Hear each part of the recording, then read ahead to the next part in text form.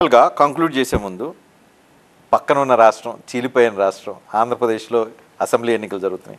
మీ observation, మీ prediction ఏంటి? ఏమయ్యావు? హోరాహోరీగా జరుగుతోంది. మరి అందరూ నాకు ఫ్రెండ్సే అక్కడ. అది నా బాధ. ఇప్పుడు ఎవరు గెలుస్తారు అనుకుంటున్నా? అదే చెప్తున్నా, అందరూ నా ఫ్రెండ్సే. నాకు జగన్ అన్న అయితే అన్నలాంటోడు, నాకు లోకేష్ కూడా మిత్రుడు. చంద్రబాబు గారు అంటే పెద్ద ఆయన గురించి నేను నా ఫ్రెండ్ అనలేను, కానీ లోకేష్ నా ఫ్రెండు.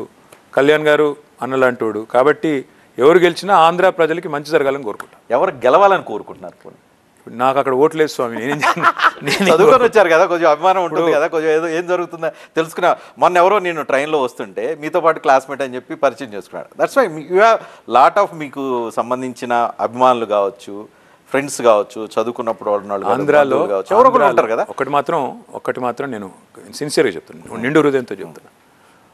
మేము రాష్ట్రం కోసం పోరాడే టైంలో ఒక మాట పదే పదే చెప్పేవాళ్ళం: ప్రాంతంగా విడిపోయినా ప్రజలుగా కలిసే ఉంటాం. మేము ఆచరణలో చూపెట్టాం 10 ఏళ్ళు. అందుకే టీఆర్ఎస్ పార్టీకి ఉనికి లేదు అనుకున్న హైదరాబాద్లో ఈరోజు అన్ని ప్రాంతాలు, అన్ని కులాలు, అన్ని మతాల ప్రజలు మాకు ఓటేసి ఇవాళ మా ప్రత్యర్థి కాంగ్రెస్ పార్టీకి ఒక్క సీట్ ఇవ్వలేదు హైదరాబాద్. ఎందుకంటే మేము ఆ స్థాయిలో పర్ఫామ్ చేసాం, ఆ స్థాయిలో పనిచేసాం. ప్రాంతాలుగా విడిపోయినా ప్రజలుగా కలిసి ఉందామనే నినాదాన్ని నిజంగా ఆచరణలో చేసి చూపెట్టాం.